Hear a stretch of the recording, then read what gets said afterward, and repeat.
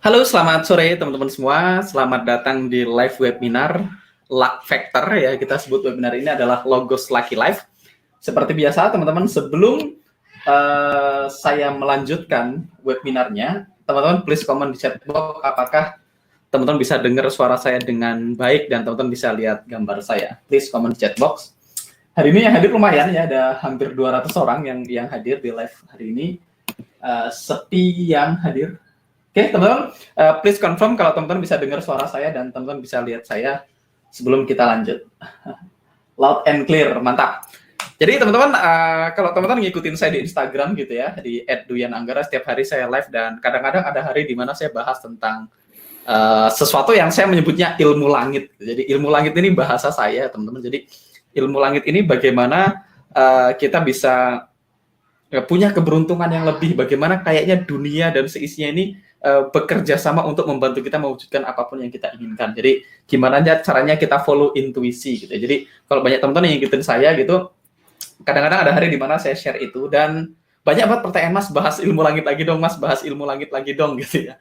Nah teman-teman, saya masih belajar kalau ilmu langit. Kalau teman-teman nanya ke saya trading itu saya bisa bahas langsung. Tapi kalau teman-teman pengen bahas ilmu langit itu saya kayaknya belum capable karena saya juga masih belajar.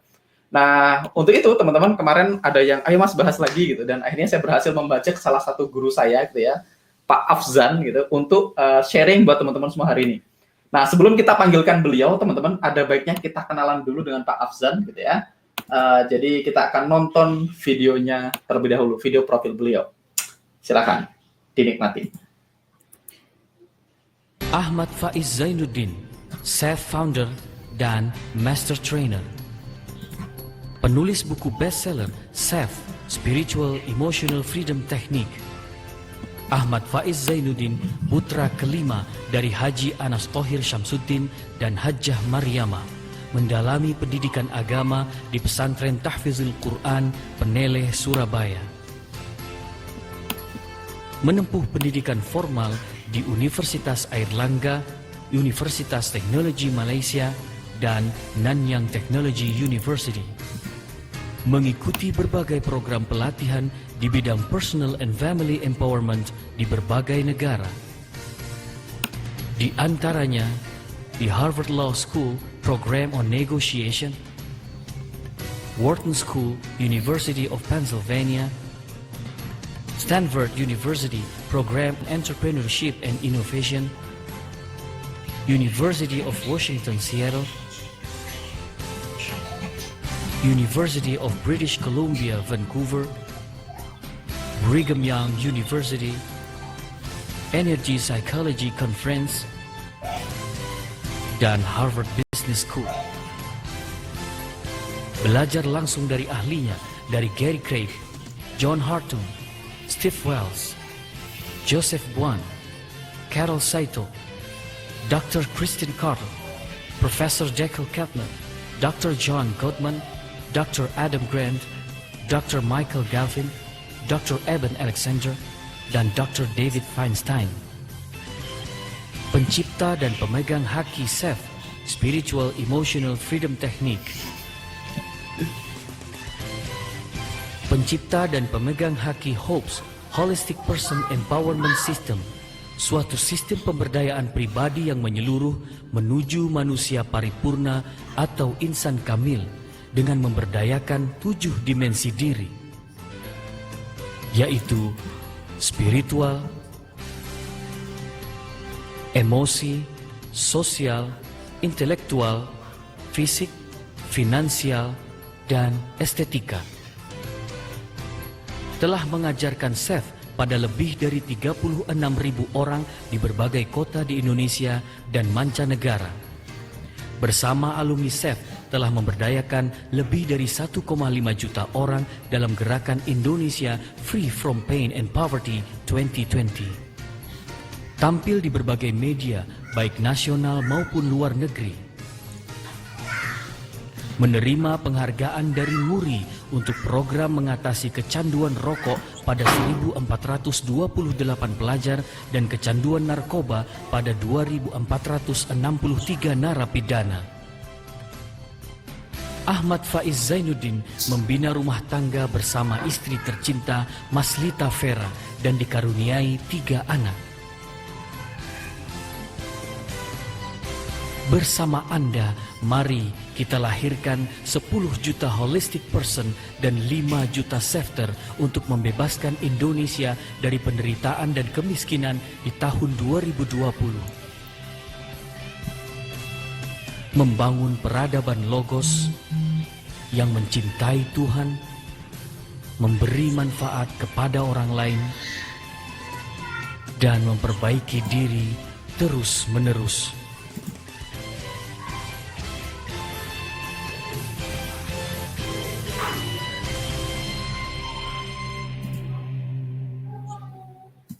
Oke, teman-teman.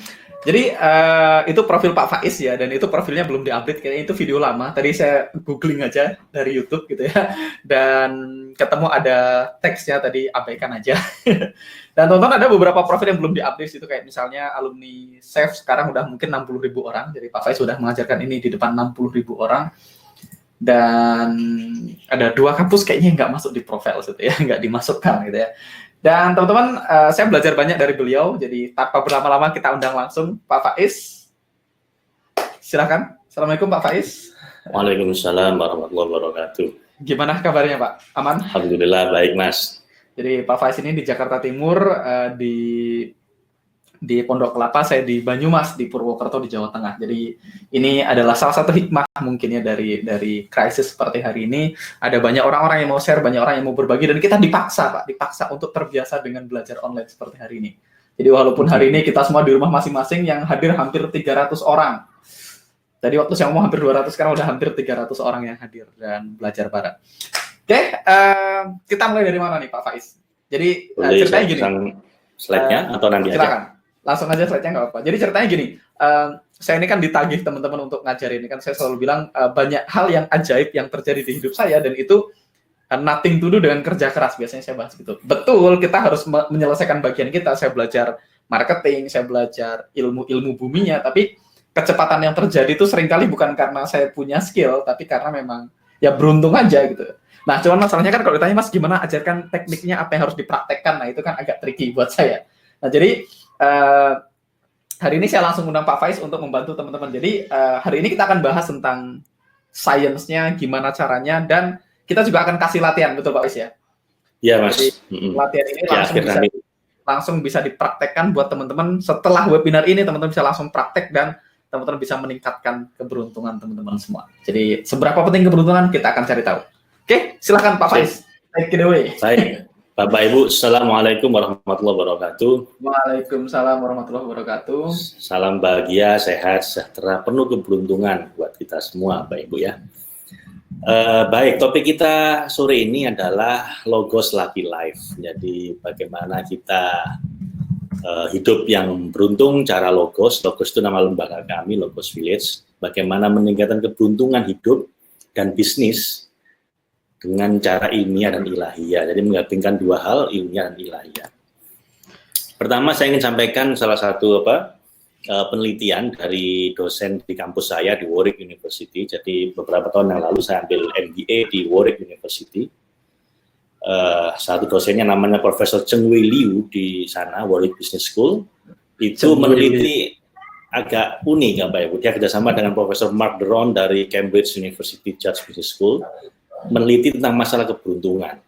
Jadi ternyata perspektif on luck in management scholarship. Jadi dia ini meneliti itu perusahaan-perusahaan yang ngaku bahwa berhasil karena CEO-nya hebat atau karena dananya bagus, karena manajemennya oke, itu bener nggak sih?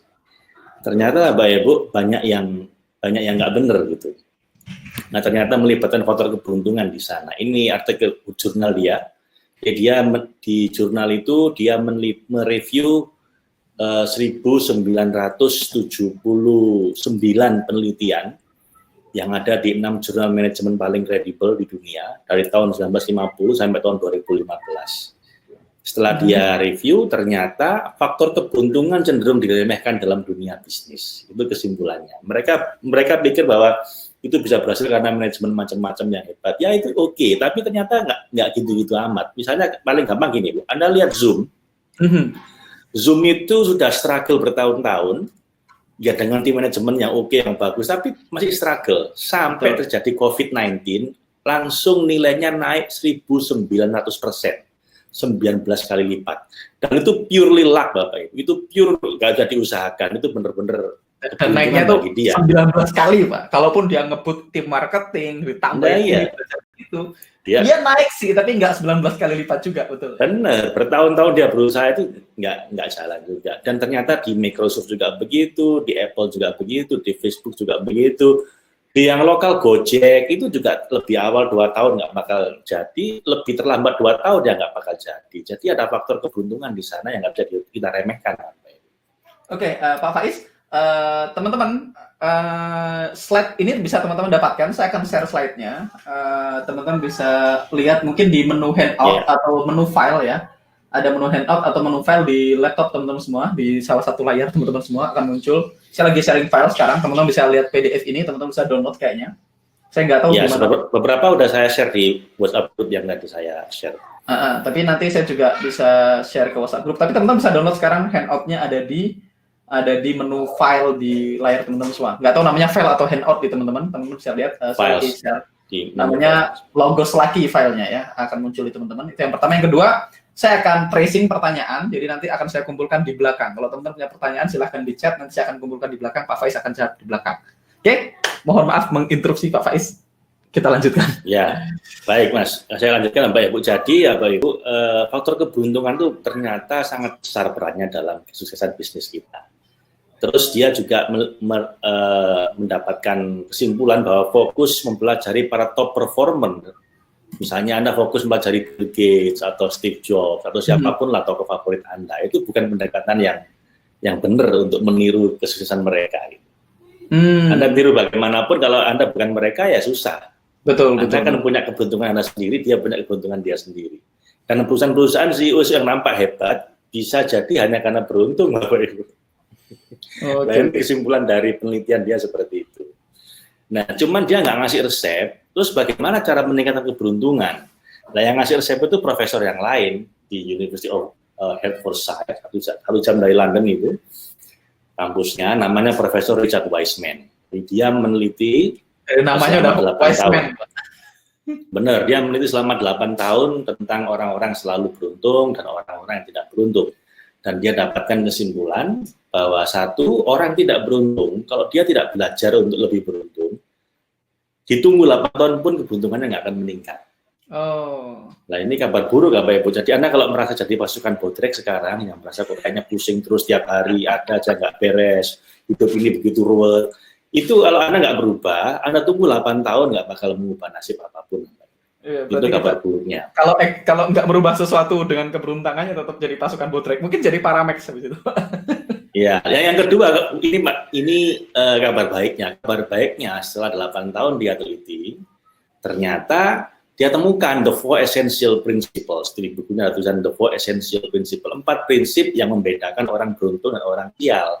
Dan begitu 4 prinsip ini diajarkan pada orang-orang serba sial, dalam waktu 3 bulan, keberuntungan mereka meningkat semua. Keberuntungan dalam 5 hal ya. 1 dalam hal keuangan, dapat rezeki di luar dugaan, yang nggak seperti biasanya. Yang kedua dalam hal hubungan, yang awalnya mungkin nggak baik hubungan dengan orang-orang dekat, jadi lebih baik. Yang ketiga dalam hal kesehatan, mereka jadi lebih sehat.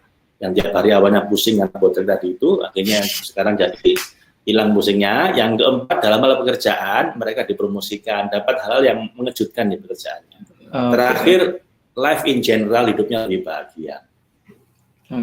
Jadi ini sumbernya dari situ apa? Jadi saya nggak ngawur ini penelitian ilmiah, di mana kalau Anda praktekkan, Anda bisa meningkat keberuntungan, insya Allah. Nah, cuman nggak cuman itu, saya tambahkan dengan semangat logos, nanti kita bahas, kemudian diperkaya dengan karya inspirational Dr. Wayne Dyer.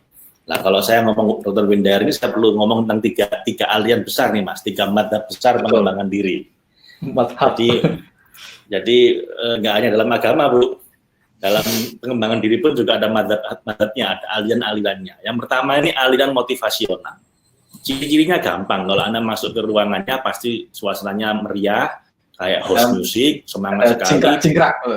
Pembicaranya teriak-teriak. Kalau Anda pengen bisa, ada pasti bisa, semangat, gitu kan. Itu which is nggak masalah, itu baik Bapak Ibu. Dan itu tokoh utamanya namanya Tony Robbins, ini legendaris sampai sekarang disebut sebagai the greatest motivator in this generation. Jadi motivator terhebat lah generasi kita ini yang masih hidup.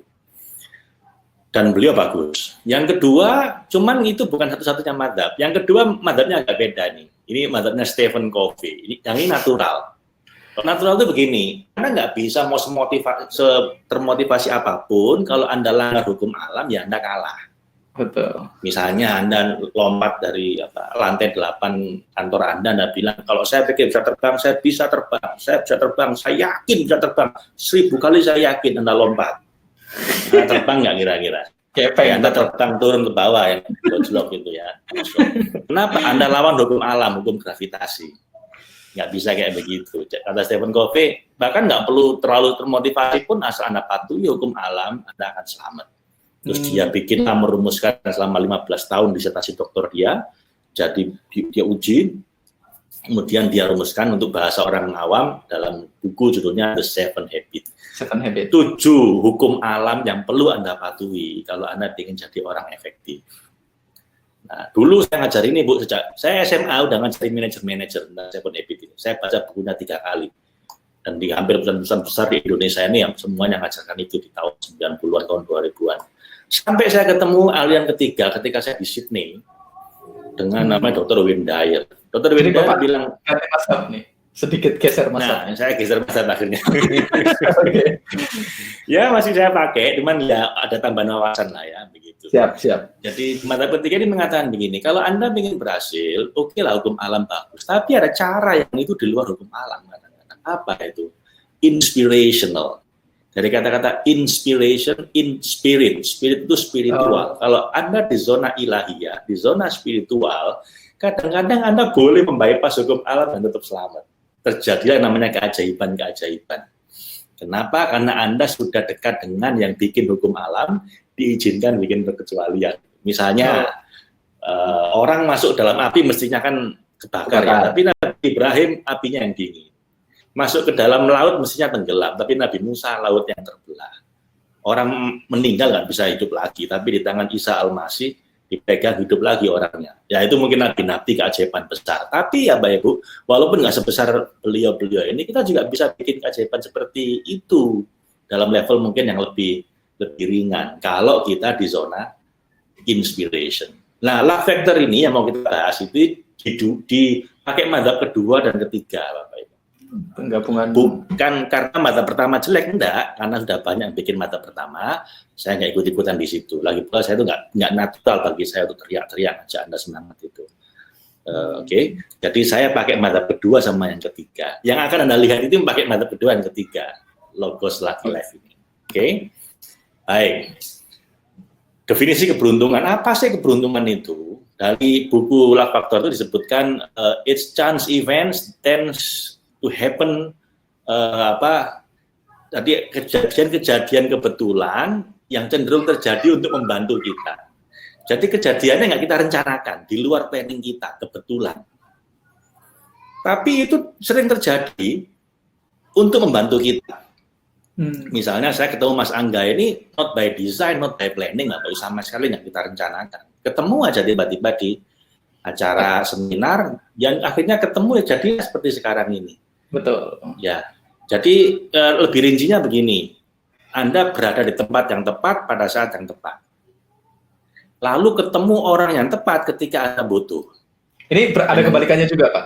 Berada di tempat yang salah pada waktu yang salah. Itu orang jalan gitu itu. Jadi misalnya diam-diam ditabrak mobil dari belakang, lah itu tempat Anda keliru mungkin ya. Betul. Tempat ya, gitu. Salah. Jadi tempatnya salah, atau ketemu orang yang salah terus ya. Naik motor tiba-tiba dicopet. Jadi yang ditemui orang-orang yang salah terus, bisnis ditipu, menikah keliru orangnya. Itu berarti Anda tidak ketemu orang yang salah terus. Ciri-ciri orang yang tidak beruntung. Orang beruntung ketemunya orang pas terus. Bisnis cocok, menikah cocok. Butuh orang yang diajak sesama, ketemu orangnya itu. Terakhir, kalau kita bikin pilihan-pilihan, orang beruntung pilihan-pilihan hidupnya cenderung tepat. Walaupun mungkin awalnya dia ragu ini apa ini ya, bismillah ini. Ini ternyata benar. Sementara orang sial, walaupun dia yakin, kayaknya ini yang benar, begitu dipilih, biru. Misalnya milih jodoh misalnya, saya udah senang sama ini, mesti belahan hidup saya, ini belahan jiwa saya. Dinikahi 3 tahun cerai. Jadi itu definisi keberuntungan. Terus bagaimana Pak caranya biar bisa beruntung? Nah, sebelum saya ke sana, saya ingin meyakinkan Anda. Saya ingin cek dulu, Anda percaya nggak bahwa faktor keberuntungan itu penting dalam hidup Anda? Saya ada istilah sederhana, Pak Ibu. Coba Anda renungkan. Ketika Anda bertemu suami atau istri Anda, itu menurut Anda peran keberuntungan besar nggak? Itu Anda rencanakan atau memang cuman pada waktu itu kebetulan dikenalkan atau benar-benar dengan perencanaan? Yang kedua, menemukan sahabat terbaik Anda atau rekan atau guru Anda atau siapapun yang mengubah hidup Anda, itu Anda rencanakan tidak?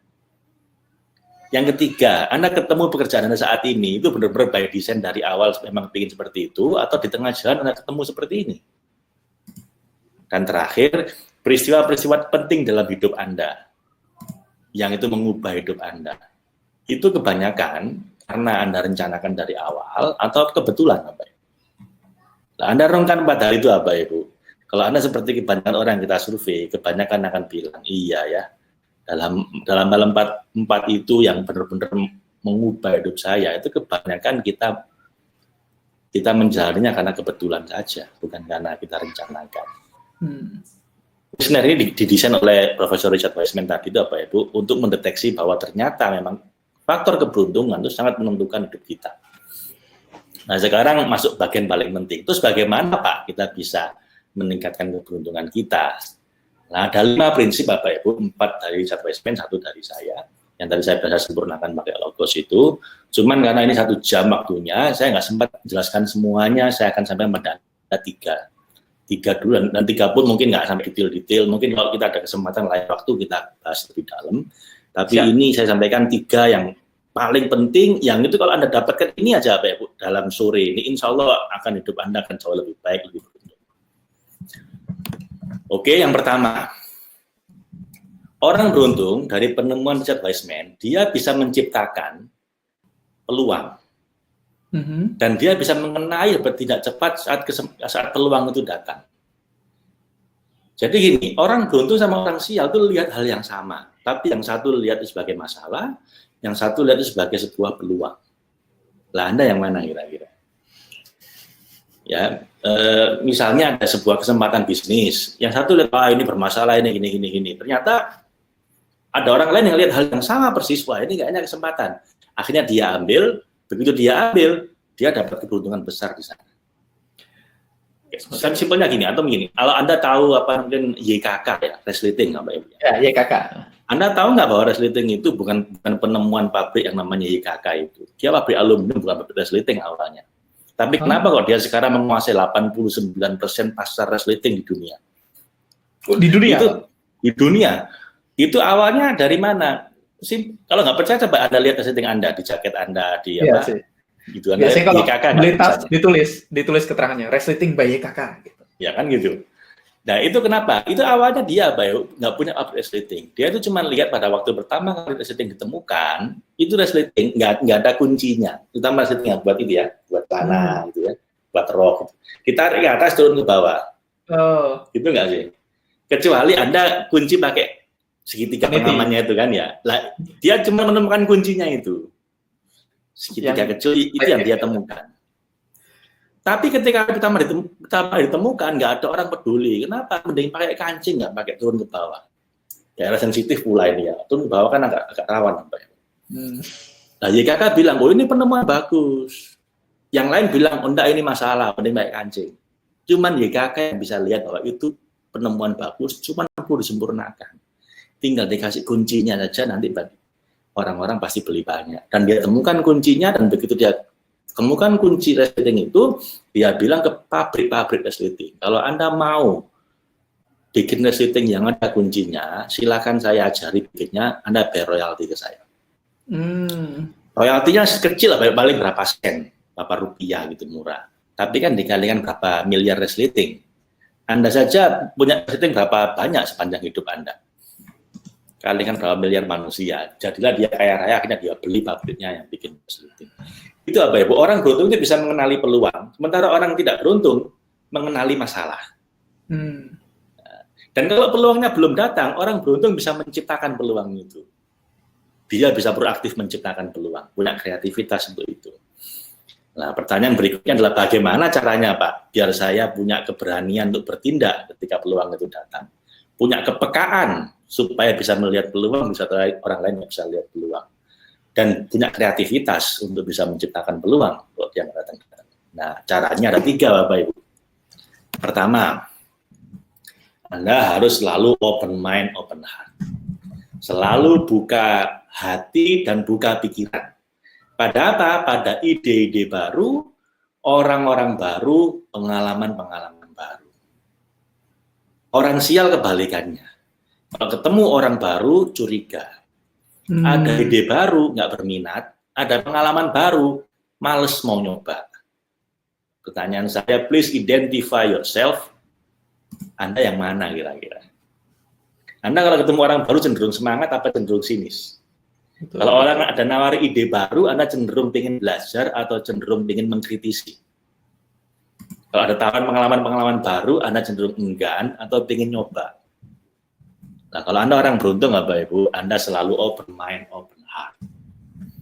Jadi ketemu orang baru semangat, ada ide baru, tertarik belajar, nggak sibuk mengkritisi, tapi sibuk mencari apa yang bisa dipelajari. Dan terakhir, ada pengalaman baru, ingin nyoba. Itu yang poin pertama supaya bisa mengenali peluang. Yang kedua, Bapak Ibu, Anda harus bisa membangun dan memelihara network of luck. Ini penting sekali. Jadi orang beruntung itu punya di sekeliling dia orang-orang yang juga beruntung. I see. Kenapa? Karena keberuntungan itu nular dan kesialan juga nular, Bapak Ibu. Cobain, Anda sering-sering aja gaul dengan pasukan bodrek. Atau di satu grup WA dengan orang, di satu grup itu semuanya serba komplain. Semuanya serba mengkritisi, semuanya serba negatif, semua serba sinis. Kira-kira Anda jadi ikut-ikutan begitu enggak?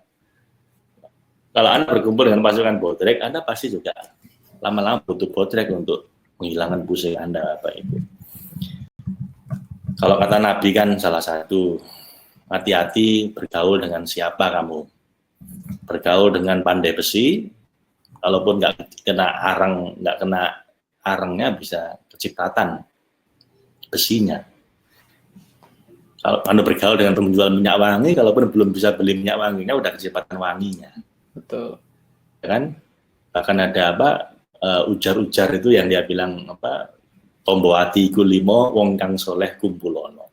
Oh, oke. Iya, kalau Anda ingin hati Anda luas, berkumpullah dengan orang-orang soleh. Kalau ingin hati Anda sempit, berkumpullah dengan para preman.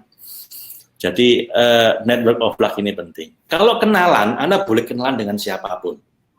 Karena salah satu ciri orang beruntung, open mind, open heart. Preman pun tidak apa-apa kenalan. Mungkin waktu-waktu Anda butuh. Tapi kalau untuk bergaul paling sering, orang yang Anda jadikan sahabat Anda, hati-hati. Anda harus bergaul dengan orang-orang Anda ingin jadi seperti dia. Jadi yang penting tuh bukan milih-milih teman berarti Pak ya, berarti tapi apa ya, inner circle-nya yang dipilih, bukan teman. Kalau teman semuanya, kenalan semuanya. Tapi kalau inner circle, jadi mastermind club, ya ring satu, atau Anda nyebutnya sahabat-sahabat Anda, karena Anda akan menjadi 5 orang terdekat Anda kan begitu. Betul, dan itu bukan hanya dari sisi uang, dari sisi berat badan juga biasanya. Kalau 5 teman yang lain suka nongkrong, makan. Nah, itu namanya 3 degree of influence. Kita akan terpengaruh paling tidak oleh teman kita dan temannya teman kita. Dan itu semua Bu, ya berat badan, ya rezeki, ya keberuntungan, ya kebaikan hati. Anda akan terpengaruh oleh teman Anda dan temannya teman Anda. Itu ada penelitian yang Anda cari juga di Connected, karangan dari seorang dosen di Harvard University. 50% kita dipengaruhi teman kita dan 20% kita dipengaruhi oleh temannya teman kita. Disebut dengan teori 3 degree of influence. Nah, yang ketiga sekarang, supaya Anda bisa mengenali peluang dan bisa menciptakan peluang dan punya keberanian ketika peluang datang, yaitu easy going. Sikap rileks dalam memandang kehidupan. Jangan terlalu serius. Anda lihat tuh Mas Angga, tiap hari kan senyum, ketawa gitu kan. Beres Pak, aman Pak, gitu.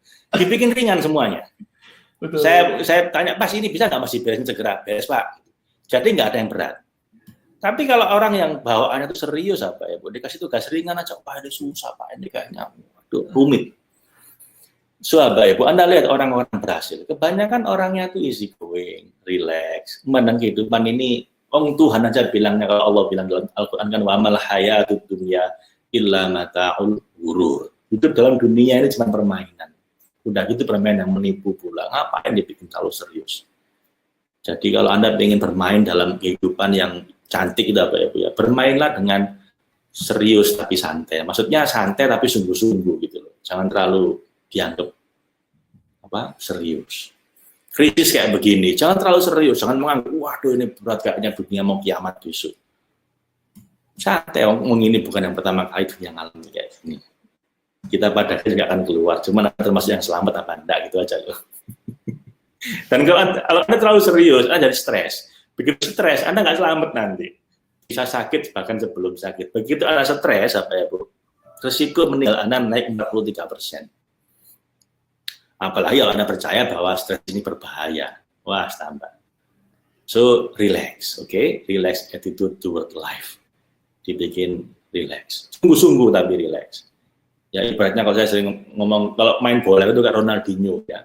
Senyum terus. Di tackling pun dia tak bangkit senyum lagi kan gitu. Tapi gol terus apa itu? Top score. Jangan sampai mohon maaf kayak ya kayak klub-klub apa kalau mau main udah kayak orang mau perang, wah harudan di dadaku, tapi nggak gol kan kegulan terus ya. Jadi relax tapi bermutu apa itu.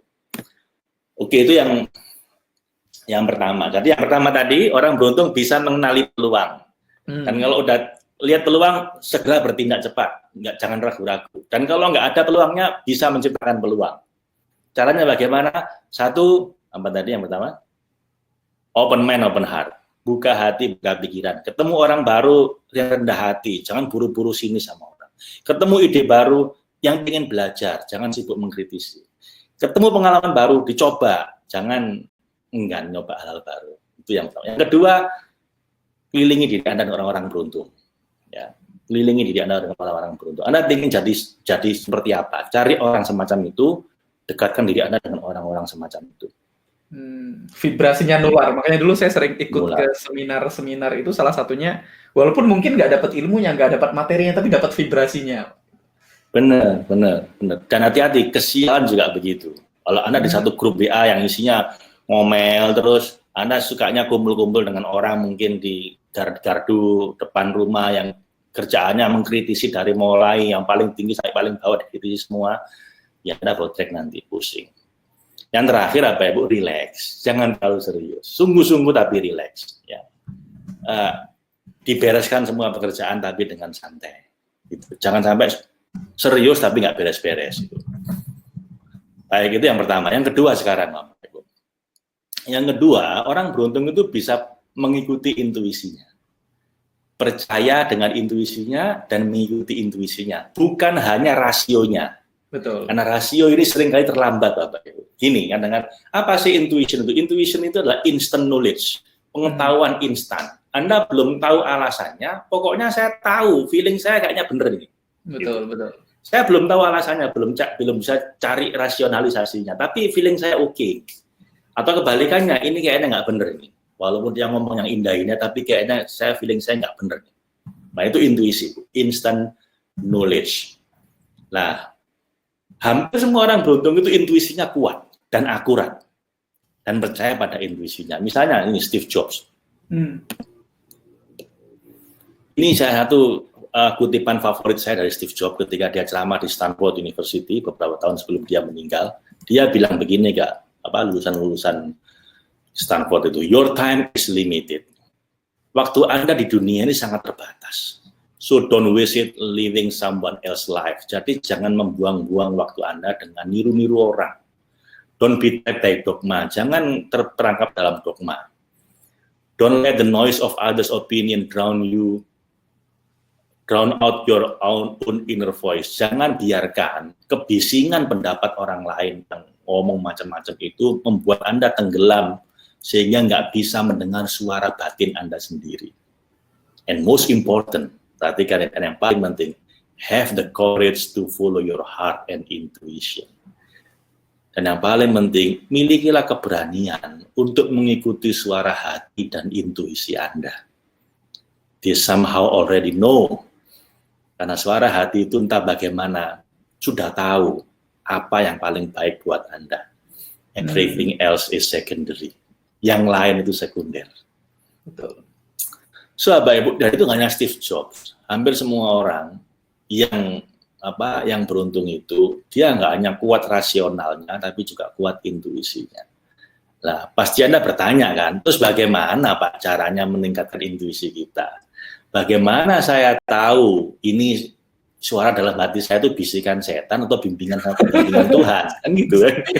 Nah ini kan Anda harus tahu, harus peka Bapak Ibu. Nah untuk ini belajarnya agak lama Bapak Ibu, karena Anda perlu latihan, ada latihannya. Cuman nggak sempat kalau waktu saya. Betul. Saya kebetulan dulu banyak ngalamin hal-hal kayak misalnya orang dulu nanya, Mas Angga, dulu kok Mas Angga berani nekat ngambil kelas yang harganya belasan ribu dolar yang ratusan juta padahal nggak punya duit gitu. Saya juga nggak tahu kenapa saya nekat, terus saya bilang it happened to be investasi paling mempengaruhi hidup saya, investasi paling penting yang saya lakukan. Jadi investasi terbaik yang saya lakukan di beberapa tahun yang lalu yaitu ikut kelas yang harganya padahal saya nggak punya duit, tapi nggak tahu saya tiba-tiba nekat aja dan nggak tahu itu mungkin intuisi seperti itu Pak. Iya sama, saya habis miliaran Bapak Ibu untuk kelas kayak gitu. Padahal ya uangnya pas-pasan, tapi entah bagaimana. Kalau Anda, if you know your big why, you will always find your how. Betul. Jadi kalau udah tekadnya kuat, pasti jalannya akan keluar. Jadi nggak usah khawatir. Makanya saya itu agak sedih orang bilang senggak wis mahal, senggak wis susah, senggak wis jauh. Lah kalau Anda modal kayak begini ya susah Pak ya mau mengubah nasib. Jadi, wah kok mahal ya, tapi bagus, bismillah, cari cara, nanti ketemu. Jadi intuisinya juga kadang-kadang bisa menyelamatkan sih. Saya lagi belajar banyak intuisi, bahkan lagi latihan intuisi belakangan ini. Jadi kayak misalnya tiba-tiba, aduh kayaknya aku tiba-tiba pengen pulang nih, gitu. Karena ada temen yang cerita, ternyata dia mindahin mobilnya terus kena banjir, harusnya mobilnya tenggelam terus jadi nggak tenggelam. Itu juga intuisi. Iya, karena intuisi yang benar itu sebenarnya bisikan Tuhan. Jadi ilham dari Allah, Anda menjadi mulhim. Nah, tadi itu, tapi yang paling kritis adalah Anda harus tahu membedakan mana bisikan setan, mana bimbingan Tuhan. Nah, itu ada cara untuk mengasahnya, baik pada latihannya, yang itu mungkin let's say for another day gitu ya. Kita cari lain waktu lah, nanti kita ketemu lagi dan rezeki lagi. Karena butuh waktu agak panjang latihannya. Baik, yang ketiga sekarang, saya akan jadi 3 dari 5 ya, ini yang terakhir. Sebelum nanti kita praktek bareng-bareng Pak Ibu. Yang ketiga, miliki niat yang positif. Jadi have strong positive intention. Jadi Anda punya kekuatan niat, intention yang positif dan kuat. Maksudnya apa ini Pak? Jadi Anda selalu merasa bahwa diri Anda orang beruntung. Dan itu penting. Itu tanya Mas Angga, pasti dia gitu. Dia merasa dirinya orang yang beruntung. Sementara ada banyak orang di luar sana, Mas, merasa dirinya orang tidak beruntung. Dan perasaan seperti itulah yang benar-benar menjadi self-fulfilling prophecy.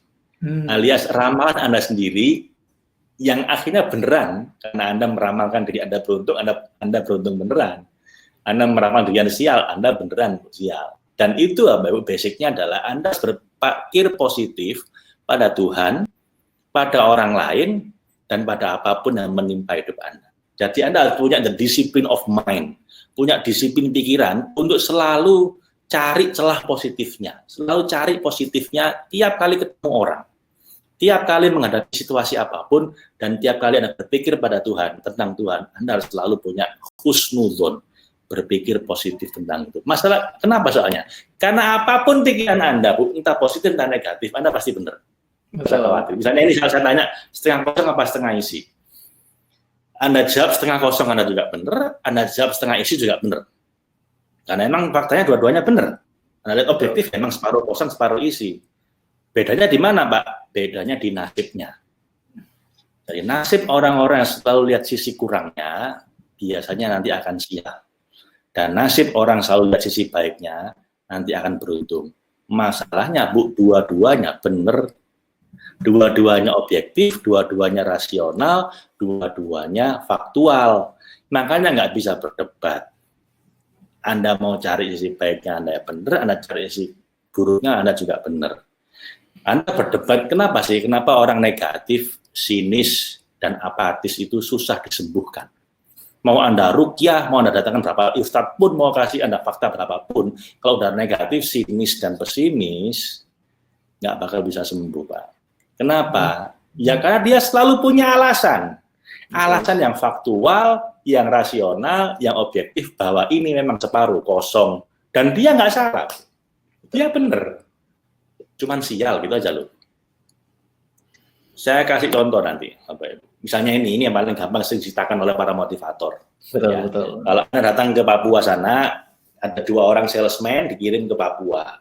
Ya mohon maaf, atau bukan Papua lagi. Tempat terpencil lah, di mana orang nggak ada pakai sepatu. Misalnya di tempat terpencil di mana orang nggak ada pakai sepatu, lalu ditanya sama bosnya ketika pulang, gimana potensi jual sepatu di sana? Nggak mungkin bos jual sepatu. Nah kenapa? Karena nggak ada orang butuh sepatu. Buktinya apa? Ya, saya nggak ada yang pakai sepatu di sana. Mereka udah nyaman dengan nyeker, nggak pakai sepatu. Ngapain beli mahal-mahal sepatu?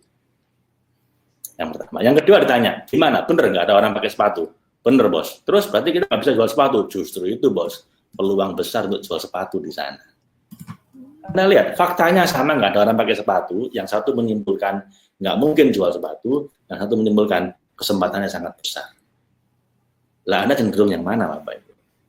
Tiap kali lihat realitas, Anda selalu bisa lihat baiknya, selalu lihat sisi buruknya.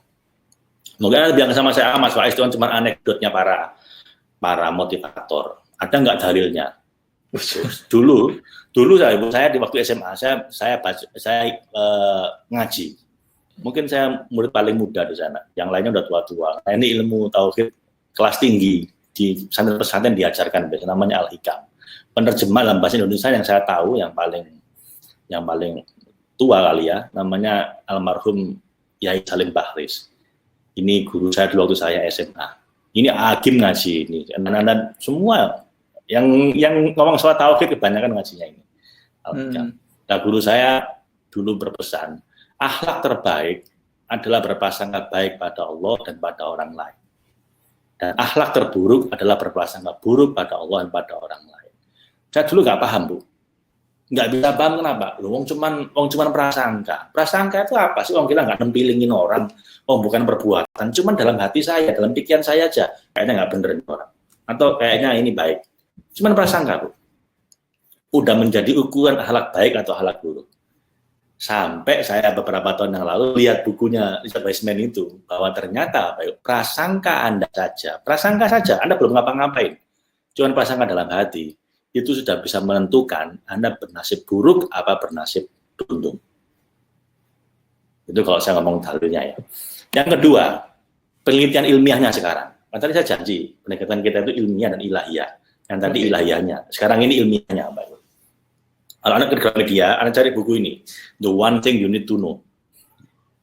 Ini buku nggak main-main, Bu, karangannya Marcus Buckingham. Marcus Buckingham adalah salah satu peneliti dari Gallup Organization.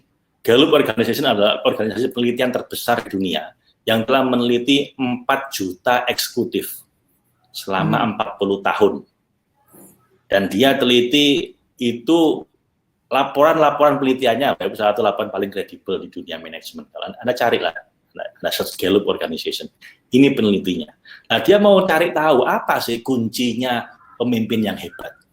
Apa kuncinya manajer yang hebat, dan apa kuncinya supaya kita punya sustain individual success. Atau karir yang sukses dan berkelanjutan. 4 juta eksekutif, selama 40 tahun diwawancarai, hanya untuk menemukan satu, the one thing you need to know. Apa satu kuncinya? Nah, saya nggak akan bahas satu itu apa, Anda baca sendiri bukunya. Enak aja, saya sudah baca terus, Anda tinggal dapat. Tapi saya kasih bocoran satu apa ya, di kata pengantar buku itu, saya mau ngomong kata pengantarnya aja. Di kata pengantar buku itu dibahas juga, ada sekitar 12, kalau saya kata 12 psikolog yang berkolaborasi untuk meneliti apa kuncinya strong and happy marriage. Hmm. Nah ini mungkin ini saya kasih pada Anda kalau yang ini. Oke. Jadi dia meneliti nggak main-main, Bu. Apa sih kuncinya strong and happy marriage? Kalau ada pernikahan yang kuat dan bahagia itu rahasianya apa? Lalu dia wawancarai ribuan orang untuk melihat siapa yang pernikahannya kuat. Lalu ketemu ada 24.000 orang alias 12.000 pasangan suami istri yang menikah minimal 10 tahun. Ketemu nih. Dan nggak hanya kuat, dia juga harus bahagia. Nah, bahagia itu dengan cara dia wawancara ke orang-orang ini. Anda bisa menikah minimal 10 tahun ini, bahagia nggak? Cara tahu bahagianya bagaimana? Ditanya, kalau Anda boleh mengulang lagi hidup Anda, dan Anda boleh milih pasangan lagi dari awal, Anda milih siapa? Kalau dia bilang, saya akan milih istri saya yang sekarang akan saya pilih lagi, berarti dia pernikahannya bahagia. Kalau dia bilang, waduh saya nyesel, mending saya milih mantan pacar saya dulu. Wah, berarti dia... Pak, ini bukunya ini bahasa Inggris atau bahasa Indonesia, Pak? The One Thing You Need to Know itu di Gramedia. Bahasa Indonesia? Saya tahunya bahasa Inggris, tapi mudah-mudahan udah ada terjemahannya dalam bahasa Indonesia. Coba dicari. Saya punya bahasa Inggrisnya. Tapi kayaknya ada bahasa Indonesia. Coba dicari. Oke, lanjut. Nah, kemudian dia wawancarai orang-orang itu. Kalau dia jawabnya, saya akan milih istri saya lagi atau suami saya lagi, berarti dia bahagia. Dan harus dua-duanya, Bu. Dua belah pihak harus milih, saya akan pilih lagi pasangan saya yang sekarang. Berarti bahagia.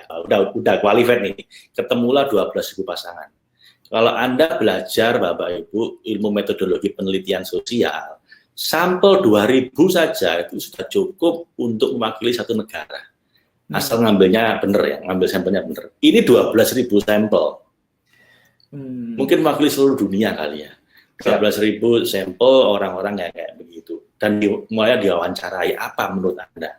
Oh, karena ini. Nah, kalau Anda apa, Bu? Ini. Kalau Anda apa? Ini. Dikumpulkan semua ada ribuan jawaban, Bapak Ibu. Pakai teknik statistik tertentu, dirangkum menjadi kira-kira cuma 10 jawaban yang sering keluar. Tapi 10 masih terlalu banyak, diambil cuma 3. Nah, 3 pun kayaknya masih agak banyak, diambil cuma 1. Disebut dengan one controlling insight. Satu hal, the one thing you need to know. Satu hal saja, kalau itu ada dalam pernikahan, Anda akan menikahnya kuat dan bahagia. You will live happily ever after. Pernikahan Anda akan kuat dan bahagia selamanya. Pertanyaan saya yang satu itu apa? Ada pada komen, wah kena prank, ceritain lah Pak, bisikin lah Pak. Baik, surprisingly Bapak Ibu, ini orang-orang penelitinya pun, para psikolognya itu heran, kok gini jawabannya ya? Tapi gimana itu hasil penelitian, kita kan harus objektif. Dan ternyata yang satu itu Bapak Ibu adalah positive illusion. Oh. Ilusi positif. Anda tahu ilusi itu beneran apa khayalan? Ilusi positif terhadap pasangan kita yang bikin bahagia. Dan ilusi bukan apa namanya, bukan kenyataan, Mas. Khayalan. Jadi orang yang menikah dan bahagia ini, dia itu jago menghayal yang positif tentang pasangannya. Artinya apa ya? Kadang nggak objektif. Betul. Lah Anda ingin objektif bener tapi menderita, atau Anda khayalan tapi bahagia? Betul. Ini, kalau yang objektif itu ini, ditanya gini, Pak, coba ceritakan istri Anda cantik nggak? Terus karena dia objektif, dia bilang, ya saya udah menikah 20 tahun, ya cantik sih, tapi ya dulu, zaman Pak Harto. Nah gitu. Kalau sekarang itu ya mungkin Mercy Tiger lah ya, udah tua Mercy-nya. Ya Mercy tapi udah tua, udah. Lah yang kayak gitu itu menderita, Pak Ibu. Dia objektif, tapi menderita. Tapi yang positive illusion itu gini, kita akan pandang istri Anda, wah istri saya itu orang paling cantik sedunia. Preketek, mbel ya. Keren. Karena nggak mungkin, karena pasti banyak orang lebih cantik. Ada banyak artis yang lebih cantik, tapi entah bagaimana bagi orang ini istrinya yang paling cantik. Entah bagaimana pokoknya di mata saya dia yang paling cantik. Bahkan semua ini kan tipu diri sendiri, Pak, katanya. Anda kalau belajar psikologi apa ya, Bu? Sebenarnya Anda tiap hari menipu diri Anda sendiri. Oh gitu. Ya karena Anda nggak bisa objektif. semua Anda saring lewat confirmation bias Anda. Confirmation bias. Semua orang kayak gitu. Anda nggak mungkin bersikap objektif kalau Anda baca psikologi ya. Semua orang itu punya selective apperception. Perspektif dia itu selektif. Anda misalnya gini, Anda lihat orang A lah. Anda selalu bisa lihat baiknya, selalu lihat jeleknya. Selalu itu. Iya, toh? Jadi semua orang mengalami confirmation bias. Nah, tinggal Anda mau milih, Anda mau bahagia apa tidak. Dan kalau orang jatuh cinta, Pak Ibu, dia punya sindrom namanya tai kucing rasa coklat. Jadi nggak bisa lihat kejelekannya, yang dia lihat cuma kebaikannya. Kalau orang udah benci, nggak bisa lihat baiknya, cuma lihat jeleknya. Lah, Anda pilih yang mana? Terserah Anda. Karena orangnya sama nih. Saya bisa bikin Anda jatuh cinta dengan pasangan Anda lagi dengan dalam waktu 3 hari. Tapi saya juga bisa bikin Anda enek dengan pasangan Anda dalam waktu 3 hari. Gampang caranya. Mulai hari ini, Anda cari semua kejelekan pasangan Anda. Anda tulis semua kenangan buruk bersama dia. Anda cari apa yang buat Anda benci sama dia. Anda ingat-ingat lagi. Mau tidur, Anda liatin wajahnya. Oh, hitam. Hidungnya besar. Baunya nggak enak. Ngiler, ngentutan, ngorok, apalah. Pasti ketemu, bukan malaikat, Pak. Anda cari jeleknya, pasti ketemu. Jangankan 10, 100 pasti ada. 3 hari Anda konsisten nyali kekurangan kejelekannya, saya jamin di hari ketika Anda enek lihat dia, keliru saya kawin sama dia ini, itu nanti. Tapi saya juga bisa bikin dengan orang yang sama, Anda akan jatuh cinta lagi. Caranya bagaimana? Punya the discipline of gratitude. Anda disiplinkan pikiran Anda untuk mensyukuri, untuk cari kebaikannya. Tulis semua kenangan indah bersama dia. Saat-saat dulu Anda jatuh cinta dengan dia, kenapa? Apa yang buat Anda senang sama dia? Apa yang Anda paling banggakan tentang dia? Apa yang buat Anda paling senang tentang dia? Kalau muncul hal yang negatif, lupakan dulu, ganti dengan yang positif. 3 hari aja Anda konsisten, lihat itu apa itu. Saya jamin di hari yang ketika jatuh cinta lagi. Pada orang yang sama. Siap. So kata para psikolog apa ya Bu? Anda happy atau menderita? Happiness is just a mind game. Ini semuanya perkara bagaimana Anda pinter-pinternya mainkan pikiran Anda. Karena nggak ada realitas objektif di luar sana, nggak ada. Yang ada itu intersubjektif. Nah, sekarang Anda tinggal pilih, Anda mau bahagia atau tidak. Karena hampir semua, segala hal Mas, nggak hanya pasangan. Anda datang ke pengajian, Anda ikut seminar, Anda lihat fenomena krisis kayak begini, Anda lihat Pak RT, Anda lihat Pak Lurah, Bupati, Wali Kota, Presiden, apalagi Gubernur, siapapun, Anda selalu bisa lihat sisi baiknya, sisi buruknya. Dan kalau Anda udah nggak senang, pasti yang kelihatan jeleknya semua. Dan kalau Anda yang saya senang, pasti yang kelihatan baiknya semua. Nah, saya kasih yang praktis. Kalau dengan istri, dengan suami, berhubung udah terlanjur menikah, biar Anda bahagia, disiplinkan pikiran Anda untuk lihat baiknya saja. Jeleknya maklumi, lupakan. Kalau Anda bisa begitu, berarti Anda qualified untuk menjadi positive illusion. Anda akan menikah bahagia selamanya. Lanjut. Oke ya.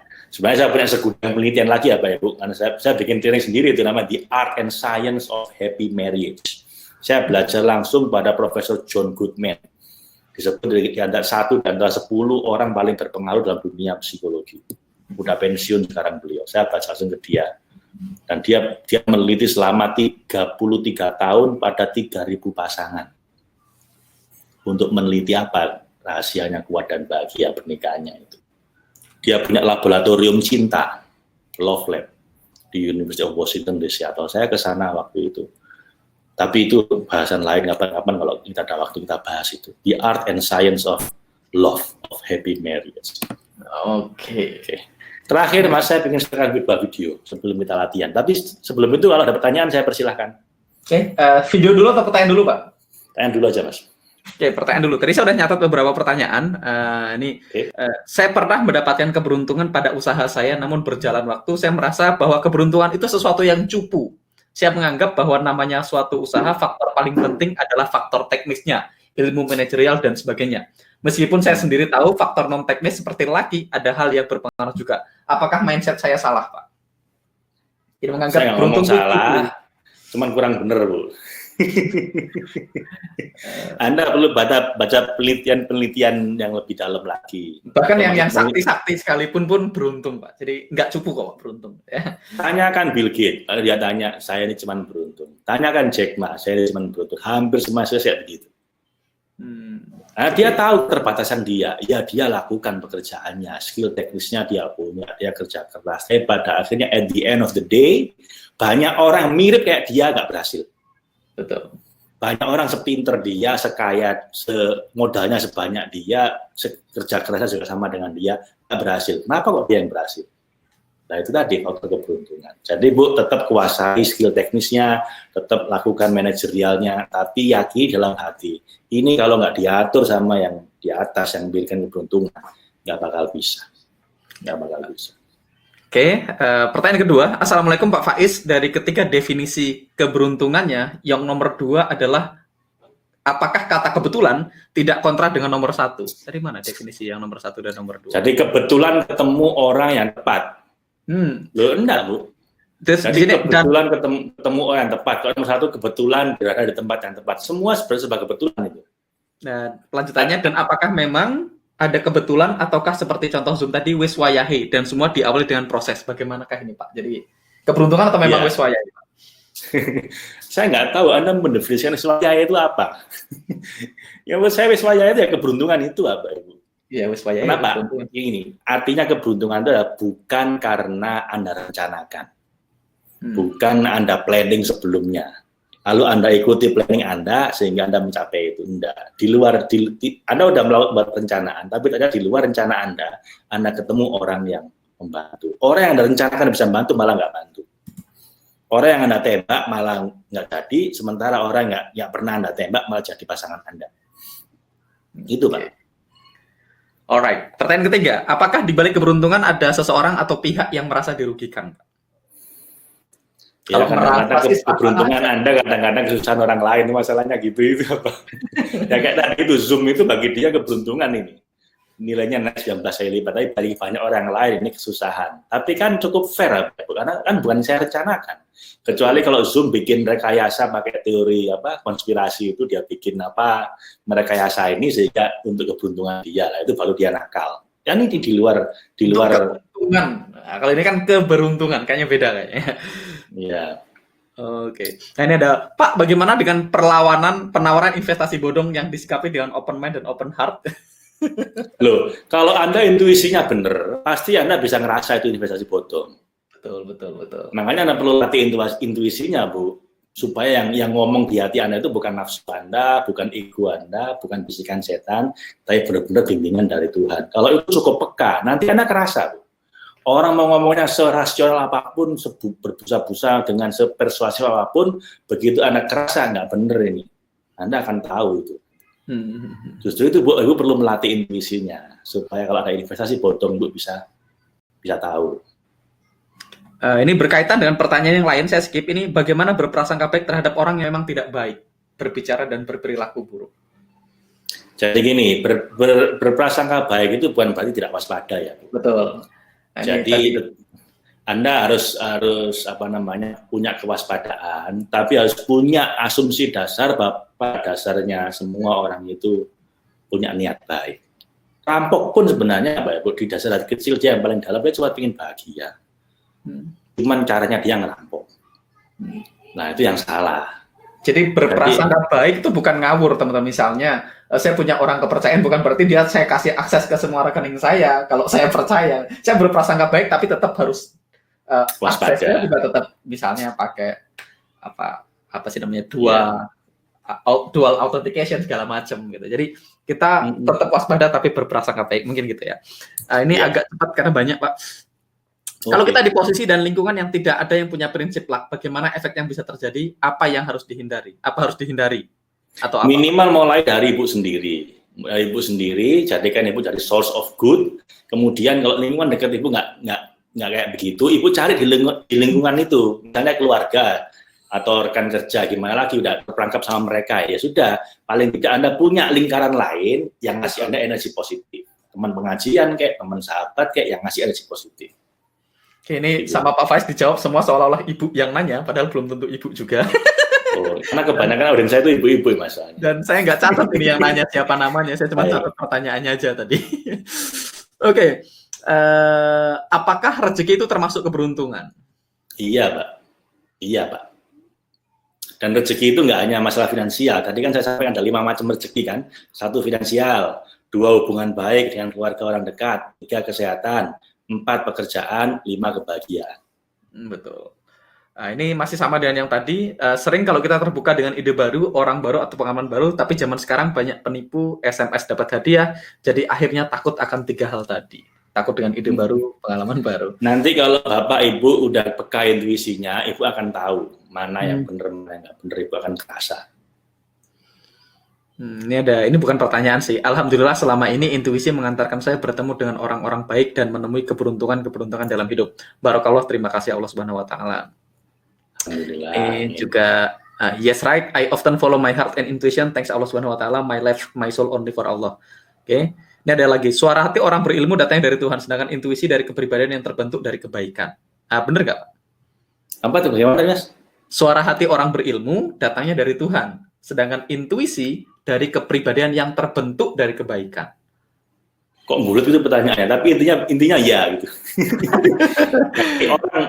Orang berilmu itu ya intuisinya kuat. Biasanya intuisinya itu dirasa dengan ilmunya itu. Jadi nggak dipisahkan, Bu. Jadi bukan satu pakai ilmu, satu pakai intuisi. Enggak. Biasanya kalau berilmu ya intuisinya tambah kuat di bidang itu. Anda berilmu di bidang psikologi, nanti ya Ibu akan semakin kuat ilmunya di bidang psikologi. Ibu semakin berilmu di bidang fisika, nanti intuisinya semakin kuat di bidang fisika. Jadi itu nggak dipisahkan, dua-duanya jadi satu. Oke.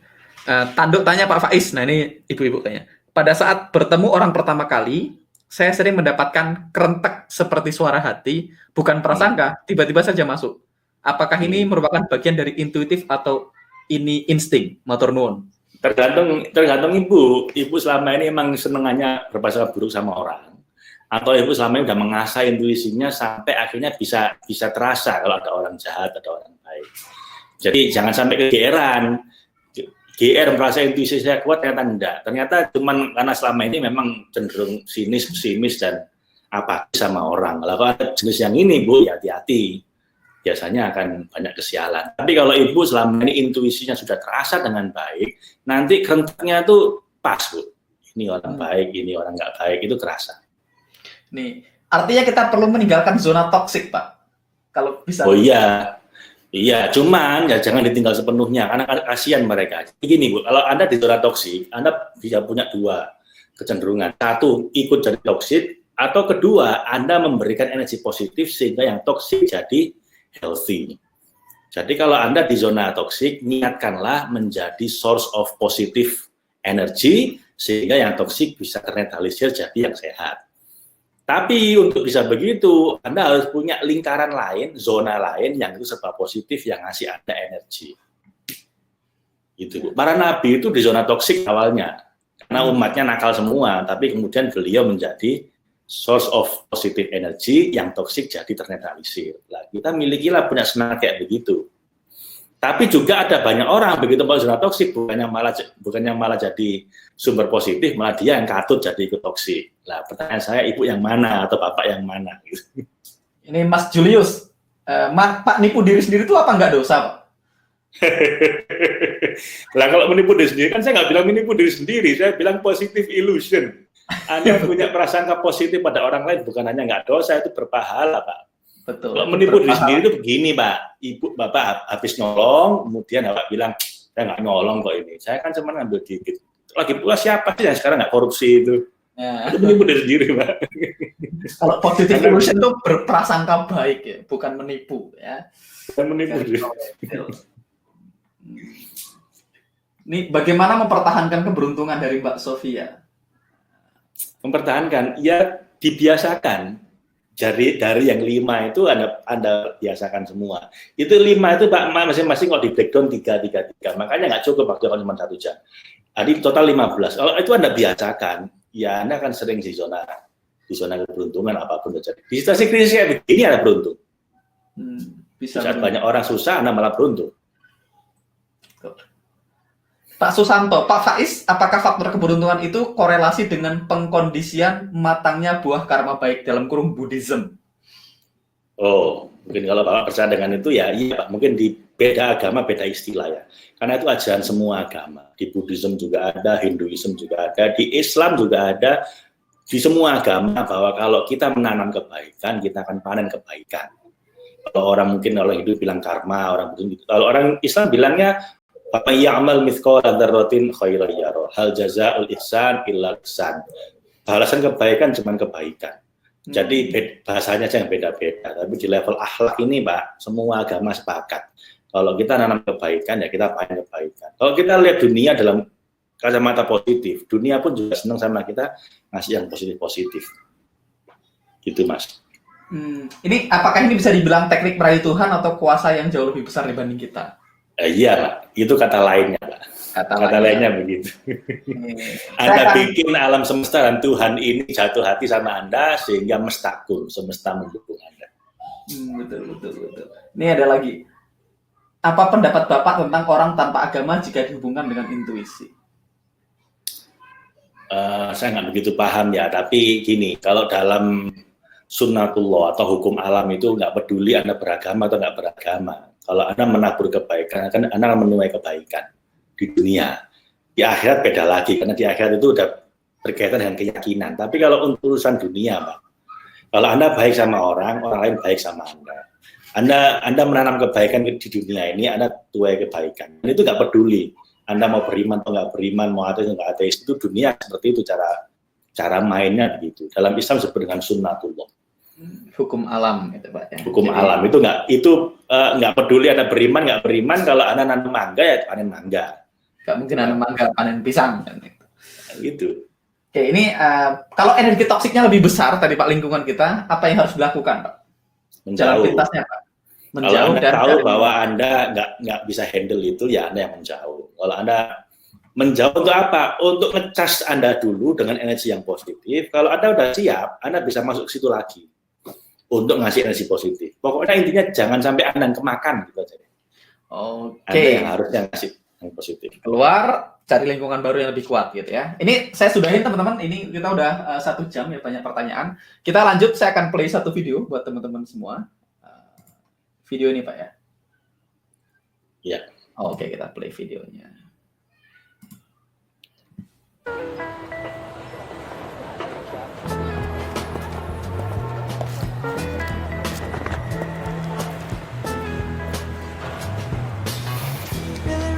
Preacher's son, and when his daddy would visit, he called him.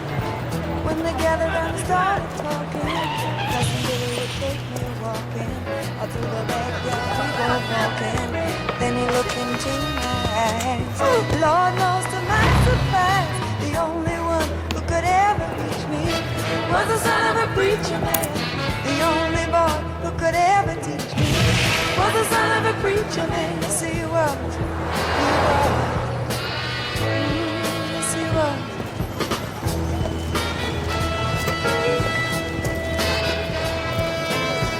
Being good isn't always easy, no matter how hard I try. When he started sweet talking to me, he come and tell me everything is alright. He kiss and tell me everything's alright. Can I get away again tonight? Baik Bapak Ibu, apa yang Anda pelajari dari film tadi? Jadi ada orang jalan-jalan, tiba-tiba ada ibu bawa bayinya, kita dorong ditutup sama dia. Ibunya mau marah, nggak jadi. Nah, ternyata itu supaya bayinya selamat kena hujan. Lalu ada orang jual bunga didorong sampai jatuh. Orangnya mau marah nggak jadi karena rupanya dia didorong supaya nggak ketabrak mobil. Lalu ada orang Ngejar bola, diselengkat. Ngejar bola di tackling begitu sampai jatuh. Itu mau marah, temannya mau bantu, nggak jadi. Kenapa? Karena untung dia dijatuhin di situ. Kalau nggak ditabrak mobil. Ada orang jalan dihalang-halangi. Orangnya juga mau marah, nggak jadi karena tiba-tiba televisi jatuh dari atas apartemen.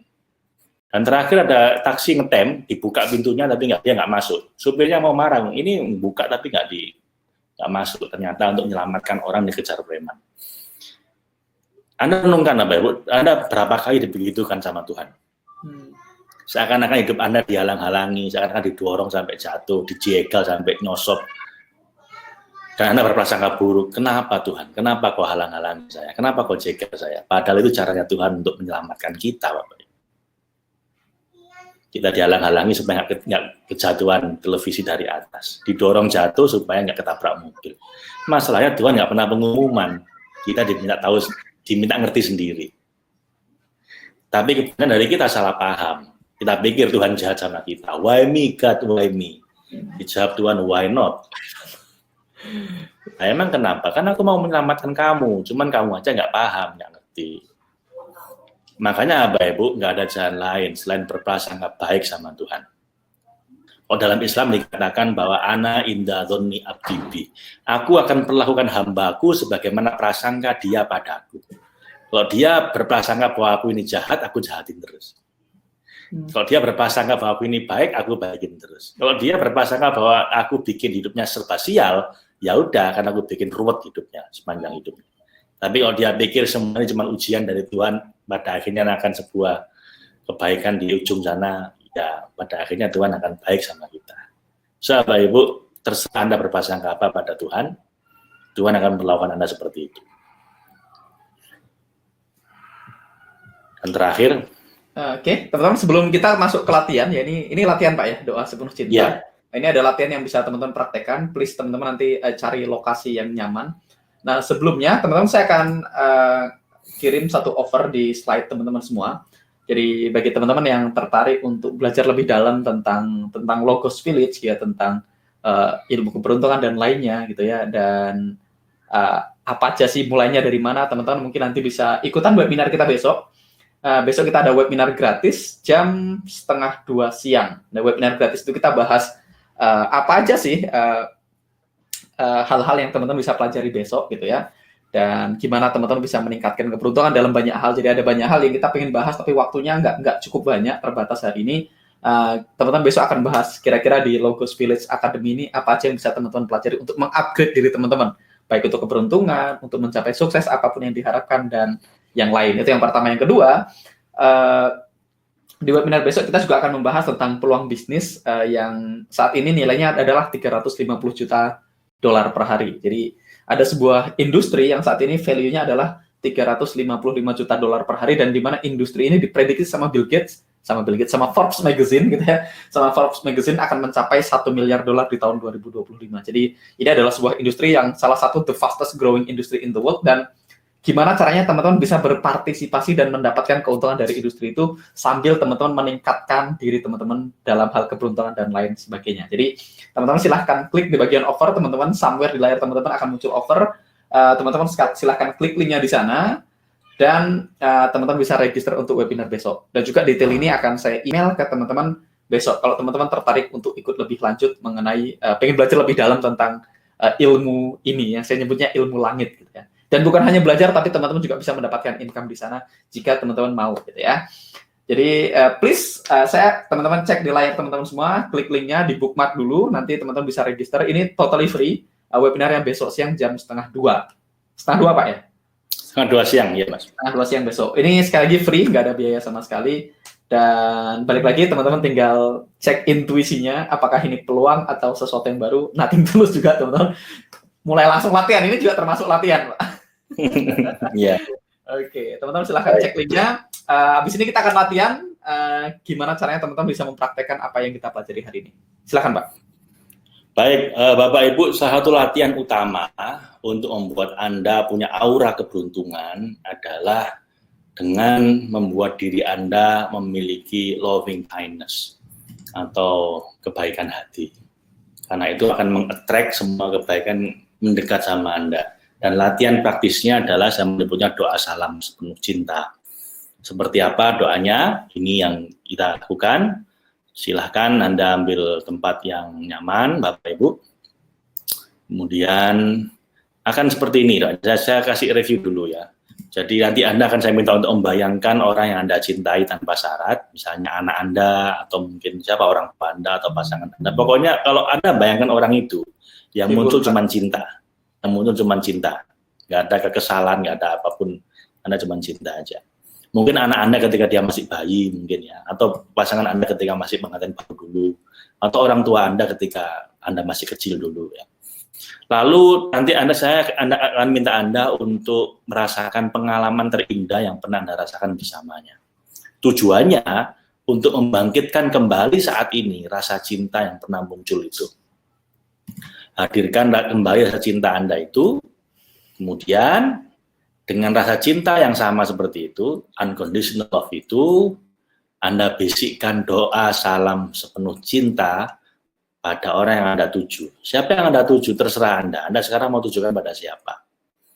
Anda bisa tujukan pada orang-orang sekitar Anda, pada keluarga Anda. Ya saya sarankan orang-orang terdekat dulu ya. Doanya simpel. Anda Muslim itu sebenarnya sudah diajarkan nama Nabi. Setiap ketemu orang ucapkan salam. Salam itu kan doa. Assalamualaikum, semoga Anda diselamatkan sama Allah, sama Tuhan, dunia akhirat. Yang kedua, warahmatullah, semoga Tuhan menyayangi Anda, mencintai Anda, mengasihi Anda. Yang ketiga, wabarakatuh, semoga keberkahan dari Tuhan meliputi istri, suami, anak, keluarga Anda, rezeki Anda, dan hidup Anda. Jadi Anda berdoa, ya Allah, ya Tuhan, semoga Kau selamatkan dia dunia akhirat, semoga Kau rahmati, Kau kasih, Kau cintai, dan semoga Kau berkahi keluarganya, rezekinya, hidupnya. Jadi usahakan setiap ketemu orang, Bapak Ibu, Anda berdoa seperti ini. Oke ya, setiap ketemu orang Anda doa seperti ini. Anda coba ini aja. Kemarin saya sampaikan beberapa orang, cuma coba ini aja, Bapak Ibu, keberuntungan hidupnya udah mulai berubah. Jadi caranya begini, seminggu ke depan, paling nggak seminggu ke depan, tiap ketemu orang, dari bangun tidur mau tidur, tiap ketemu orang, Anda doakan seperti ini. Dalam hati aja. Kalau diucapkan nggak pantas ya jangan diucapkan. Kalau diucapkan pantas ya ucapkan Assalamualaikum. Tapi yang paling penting diucapkan nggak diucapkan, Anda dengan sepenuh hati Anda doakan dia. Doanya adalah, ya Tuhan, semoga dia selamat dunia akhirat, semoga Kau rahmati, Kau sayangi, Kau cintai ya Tuhan, dan terakhir semoga Kau berkahi rezekinya, hidupnya, keluarganya. Dengan penuh ketulusan hati, dengan penuh loving kindness. Day in, day out, dari bangun tidur sampai mau tidur. Dan saya janji ya Bapak Ibu, pada Anda, asal Anda bisa lakukan seminggu saja, dari bangun tidur sampai mau tidur, Anda jaga hati Anda selalu baik pada semua orang. Nggak mengkritisi orang, nggak menghina orang, nggak menjudge, menghakimi orang, cuma mendoakan. Orang baik, nggak baik, Anda doakan. Kenal, nggak kenal, Anda doakan. Jauh, dekat, Anda doakan. Dengan doa yang sangat standar, Bapak Ibu, tapi dengan hati yang penuh ketulusan hati. Anda doakan, ya Tuhan, semoga Kau selamatkan dia. Dunia akhirat, semoga Kau rahmati, Kau cintai, Kau sayangi dia. Kau kasih dia, ya Tuhan. Dan terakhir, semoga Kau berkahi rezekinya, keluarganya, hidupnya. Mau Anda naik busway nanti, atau Anda sedang antri makanan, atau Anda sedang bayangkan teman Anda, atau sedang telepon, doakan semua orang. Dan janji saya Bapak Ibu, kalau Anda bisa 1 minggu saja Anda pertahankan hati seperti itu, day in, day out, dari bangun tidur mau tidur bisa kayak gitu, Anda lihat nanti setelah seminggu, kalau sampai nggak terjadi keberuntungan dalam hidup Anda, bisa saja uang, atau bisa saja yang lain, kesehatan, kebahagiaan, baik dengan keluarga dan lain-lain. Pokoknya ada keberuntungan datang pada Anda. Kalau sampai seminggu Anda praktek nggak terjadi hal baik, Anda datang sama saya, Anda potong nih. Anda potong jenggot saya, Bapak Ibu. Ya. Ya. Nah, saya nggak guyon sebenarnya, Bapak. Tapi sebenarnya cobain seminggu aja, Bapak Ibu. Nah, sekarang kita praktekkan, Bapak Ibu, seperti apa rasanya ya. 5 menit aja ini. Normalnya mungkin bisa 20 menit, tapi ini 5 menit aja, Bapak Ibu. Coba sekarang pejamkan mata Anda. Anda pejamkan mata Anda. Anda bayangkan orang yang paling Anda cintai tanpa syarat. Siapa? Apakah itu anak Anda ketika masih bayi? Atau mungkin Anda masih orang yang paling Anda cintai, orang tua Anda, pasangan Anda, siapapun itu.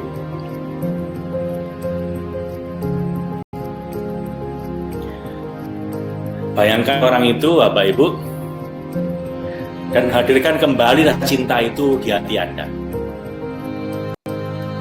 Hadirkan kembali rasa cintanya sampai Anda benar-benar bisa merasakan kembali rasa cinta itu.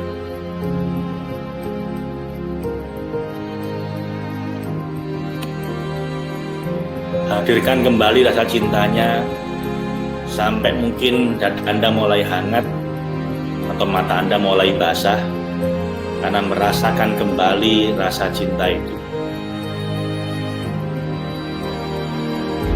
Dan dengan rasa cinta yang sama, mulai Anda bayangkan orang itu lagi dan kirimkan doa sepenuh cinta Anda pada dia.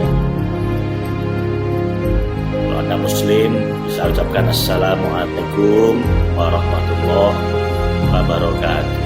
Ya Tuhan, semoga Kau selamatkan dia dunia akhirat. Semoga Kau rahmati, Kau kasih, Kau cintai dia ya Tuhan. Dan semoga Kau berkahi rezekinya, hidupnya, keluarganya. Lalu bayangkan orang yang lain lagi ya, Bu. Mungkin anggota keluarga Anda yang lain.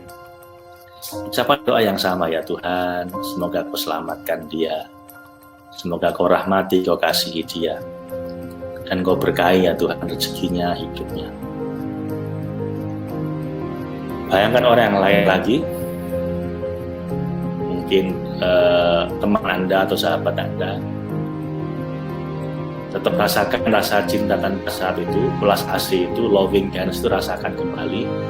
Dan dengan setulus hati Anda yang paling dalam, Bapak Ibu, yang paling tulus, Anda doakan, Mas, kalau misalnya dia laki-laki, Mas, semoga Anda diselamatkan sama Tuhan dunia Anda. Semoga Anda disayangi, dicintai, dirahmati sama Tuhan. Dan semoga Anda diberkahi rezekinya, keluarganya, dan hidup Anda. Lalu pilih orang lain lagi ya Bapak Ibu, tetap pertahankan rasa cinta tanpa syarat yang sama. Loving kindness, unconditional love.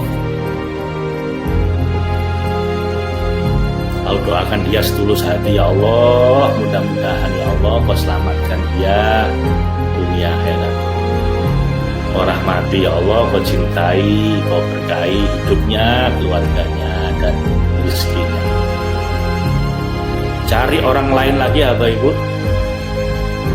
yang bisa Anda doakan, lalu bayangkan wajah orang itu, rasakan kebaikan hati Anda, loving kindness Anda, dan doakan lagi dia, ya Tuhan, mudah-mudahan Kau rahmati, Kau berkahi, dan Kau cintai dia, dan Kau selamatkan dia ya Allah.